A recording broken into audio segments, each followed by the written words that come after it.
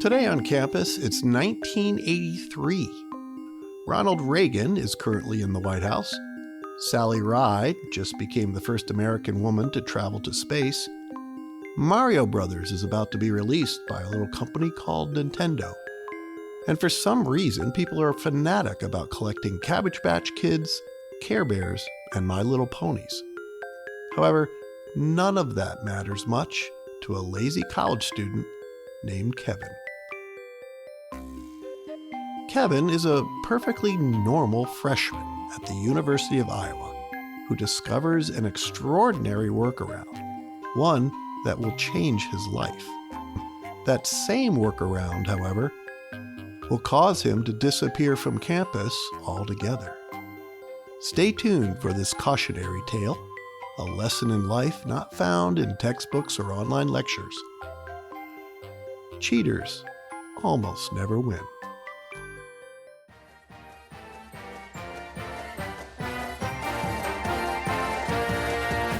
This is Once in College. I'm Pete Griffith.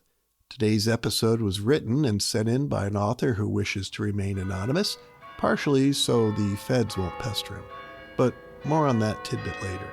Class is about to begin.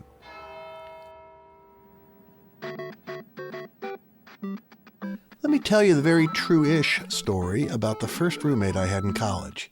We will call him Kevin.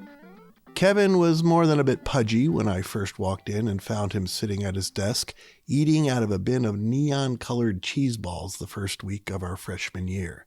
He was a bit of a loner who obsessed with things with small details, like building and painting plastic model kits of airplanes and hot rods.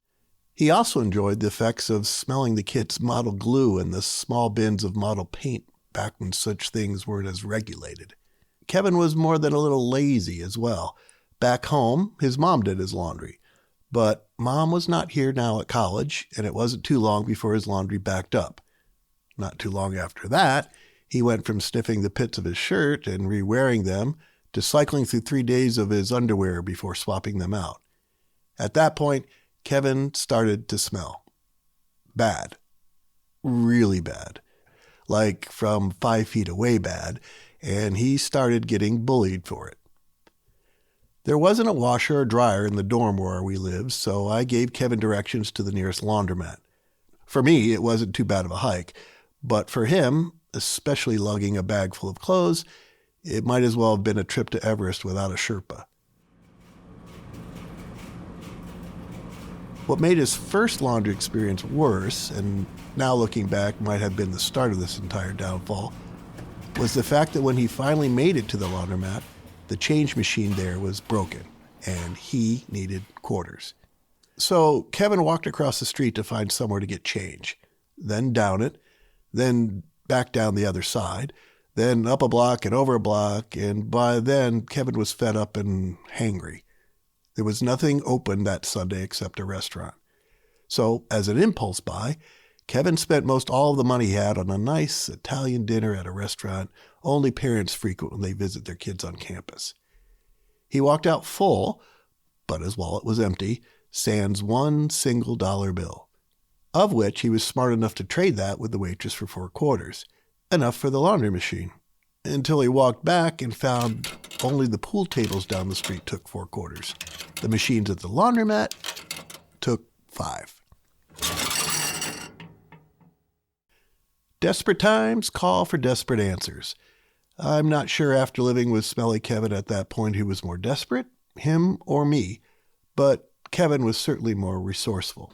The school's art department at that time had some of the finest digital color scanners ever made, and the printing technology there was so detailed you could see the nose hairs on the copies he hung up on our fridge after he smashed his face on the glass and made a copy.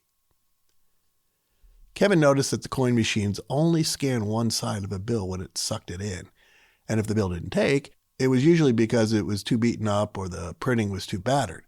And when this happens, it will spit out what you try to put in again. I never saw the first color copy of a dollar bill he brought back to his desk to meticulously cut out the exact same size of a real one, but the first time Kevin slid it in the laundromat coin machine, it took. and 4 quarters dumped out in the bin below.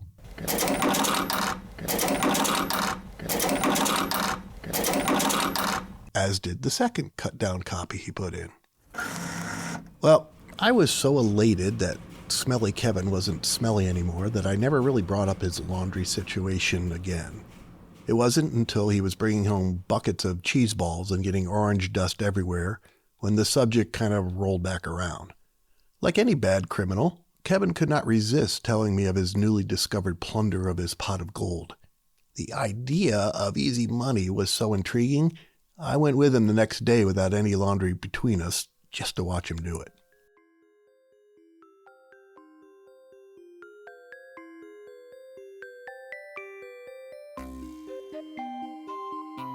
Most everything I've told you to this point is pretty much true, but I'm going to be completely honest with you now.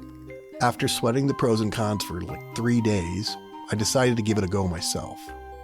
Late one night, wearing a hoodie over my head and dark sunglasses, even though it was dark out, I slid my fake dollar look-alike in the slot of the machine and voila, 4 shiny new quarters made their triumphant clang into the bin below. Not gonna lie, it was a wondrous sound. I scooped them up and scooted out, sweating the entire way home with my adrenaline pumping. I slid under my covers that night, thrilled about having gotten away with it. And to this day, those 4 quarters remain both the hardest and easiest dollar I've ever made. At that point, Kevin wasn't sweating much about it anymore. In fact, he was starting to feed copies of 5s and 10s into the machine. He would case the laundromat in a series of secret round-trip missions, measuring out the days and times of the day the armored bank vehicles would come to restock when it was low. Kevin was able to build up enough quarters over the next few weeks to amass a net worth of $120, which in today's dollars, factoring in inflation, is about $470. But when you also factor in being a poor college student, eating nothing but ramen noodles each day, the total really is about $1,500. Kevin was flush, baby, and his shelf of tiny airplane and hot rod models were proof positive. When it became too much to stuff in his pockets, he would stash all the quarters he had in the used cardboard model kit boxes, until their bottoms eventually gave out from the weight.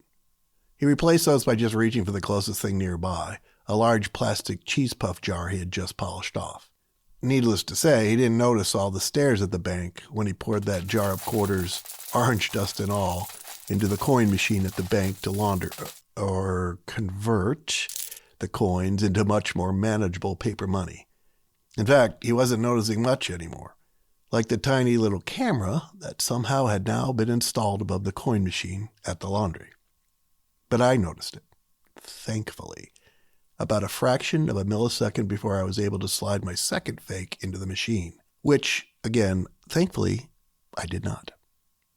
Kevin had gone back home for spring break, so I did not see him in time to tell him the big brother was now watching. In fact, I never really saw him again. Rumor has it, the feds weren't going to wait for him to arrive back at campus and showed up one day at his parents' house asking for him. Nobody knows what happened to Kevin after that. He never came back to college, and I never heard back from him again. A few days after break, when classes started back up, I was called in by the college administration and asked a few questions about Kevin. What type of roommate he was? What type of student? Where did he do his laundry? They were soft, easy lobs of questions, but I still did my best to sweat through all of them. Since they couldn't pin anything directly on me, there wasn't anything they could do with the fact that I was shaken violently as I sat before them.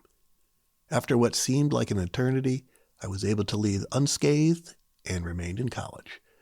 But when I asked about Kevin, I was simply told he wasn't coming back. I had the room to myself for the rest of the semester, a guilty pleasure of sorts. Someone had picked up his clothes and other personal stuff, but his models remained on the shelves above his desk.